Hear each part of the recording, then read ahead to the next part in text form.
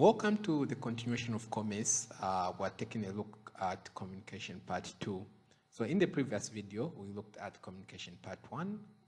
Here, we're going to continue with that.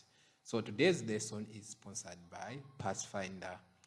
So this is the app that helps you to find tutors, study materials, etc. for different grades. They have made sure that today's lesson should be nice, as I have been given drinks so that I'm always hydrating my throat as I'm teaching. With that being said, let's get into it. So in the previous lesson, we looked at postal services, right? We're going to continue with postal services. So in this video, we're going to finish all the postal services. In the next video, we're going to take a look at telecommunication, which is different from these postal services. So to continue with postal services, we're going to take a look at a franking machine. So this is a machine that is found at the post office. Okay, what does it do? So it prints postal impressions on envelopes. So it makes sure that it adds this to an envelope. This is the postal impression. Okay, so this is a postal service that is also offered. Okay, so the postal impressions show the amount of postage, place, and date of posting. So that's the information that is contained on the postal impression: postage, place, and date of posting. Okay, it is used by organizations that send many letters at once. And of course, if the organization wants to use it, it goes to the post office to obtain the service. Okay, so the next type of postal service we're going to take a look at is called free post. So free post is a postal service that allows potential clients to write to a business. Now, for clients to be there, information must have reached the same clients. Okay, so this one is used by businesses who are advertising goods and services. Okay, so an example would be once an advertisement has been made and there's a potential client. For example, Blue Gum Tuitions has advertised that they have started enrolling for holiday tuitions. Then there's someone who's interested, so they can reply to the advertisement. The customer, the potential client, is not supposed to pay for the postage. So that's how free post is. Okay. Also, the envelope for free post is addressed in a special way. There is a word, or should I say words, written free post. Okay, so the trader uses one word, free post, in his or her address. Okay, also the trader, the business, you pay on all the replies received plus a small charge. So if you advertise 1,000 people reply, you have to pay for that. Okay. Now, to use this service, the trader obtains a license or approval from the post office. You can't just use it without a license or approval. Next, we look at a registered mail, which is also called an article. So this is a post service that enables valuable items such as banknotes, checks to be sent through the post office. Okay, it's not the only service you can use, but it is one that is made for such kind of valuable items. Okay, so the envelope or packet of the registered letter have a large blue cross on it. So there is a large blue cross on registered mail or articles.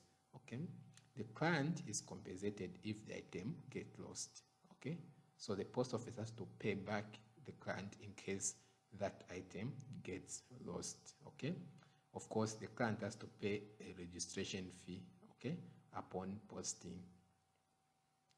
Also, a certificate of posting is going to be given to the sender, the person who sent it, as proof of posting upon delivery of the registered article or letter. Now, the person on the other side, receiving the item is going to sign to show that they have received the item. If the person has not signed, even if the post office claims that they have delivered the item, it means they have not delivered the item. The person has to sign. Okay, sometimes if they don't, when they deliver the item and that person is not there, if there is anyone who can sign for them, that can also be arranged. Okay, so the next one is called the secular. A secular. What is a secular? A secular is just a postal service that can be posted in bundles, to mean in huge amounts. Okay, so a large number of seculars are posted at the same time. Okay, so that's what is special about a secular. You want to circulate information, but you want to send a lot of something, so you use a secular. So because they are sent in bundles, in large volumes, bundled, so there's a special low rate of postage, okay? Because there are too many, so they are charged a very low amount. Okay, so the next service is called reply coupon. So this is a postal service that enables anyone sending a letter abroad to prepare for a reply. In case at some point you make it in life, you're outside of Zambia, then you want to send a letter to your grandmother in Chipata, but you don't want your grandmother to pay for a reply, so you can use this one. Okay, so what does it mean to prepay? Of course, it means you pay in advance for a reply. That is, he or she, you as a sender, encloses a reply coupon which is exchanged for postage stamps at the post office abroad. The next and common type of a postal service is a mail, which is a postal service by which ordinary letter post has sent either by first class or second class mail. Okay. Now, letters are the most basic method that a firm can use to make contact with other firms, customers, or suppliers. Okay. They provide written form, which enables them to be stored in a simple filing system, so they are easy. They are easy to store, they are easy to send from one point to another. Okay, so it's very common. Okay. Next, we look at printed matter. So this is a postal service through which material that are printed on paper and intended for reading are sent in unsealed envelopes. So materials such as magazines, which are printed on paper and they are meant to be read. They are not, how do I put this? They are not personal correspondence, meaning that they are not being sent to a specific person to read and get information and maybe to reply. No, okay? So they're just meant for people to read. Newspapers, magazines, etc. Okay? So those ones, they use the printed matter service. So the printed matter service does not contain letters or messages that constitute personal correspondence. Okay? It's not me sending something to you so that you read and maybe you reply. No. Okay?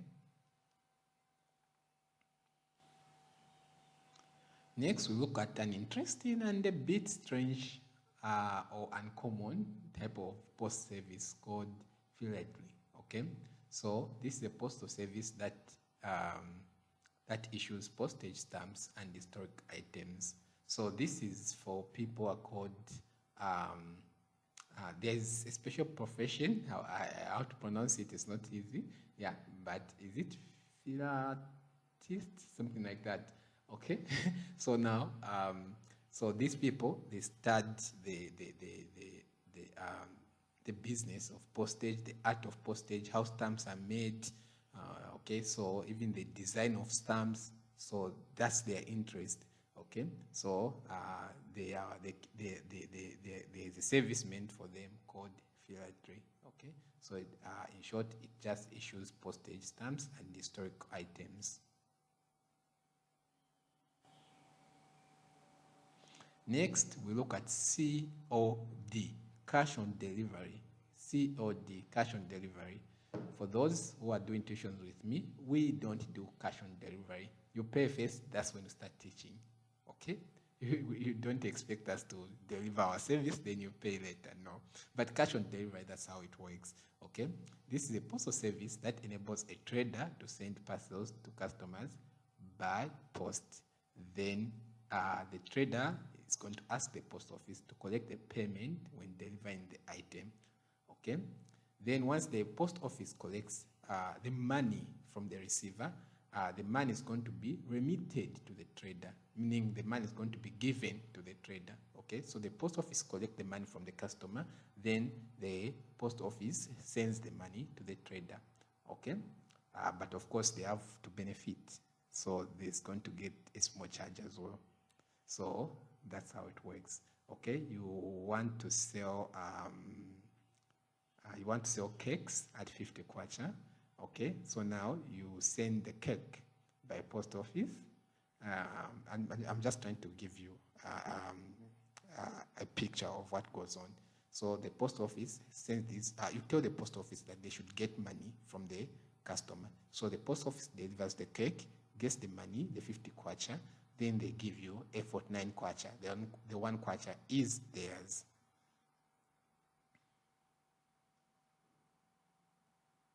So it is widely used by mail order firms. So there are special types of firms called mail order firms. They're the ones who like to use COD, cash on delivery. Next, we have money order. So this is a service provided by post office for sending money. So this, unlike the other ones we've looked at, which are for special items, which can include money and checks, this one is specifically meant for money. Okay? It is a very fast method of sending money that can be used if there is need to send money urgently to someone. Of course, now there's mobile money. There was Zona, but before that, there was money order. Okay. So in this case, there is a commission which is charged for the service. You know this. Okay. Whenever you want to send money, there's going to be some money that they're going to Airtel, MTN, they're going to charge. So even money order was used to work in exactly the same way, or works in exactly the same way because it is still there.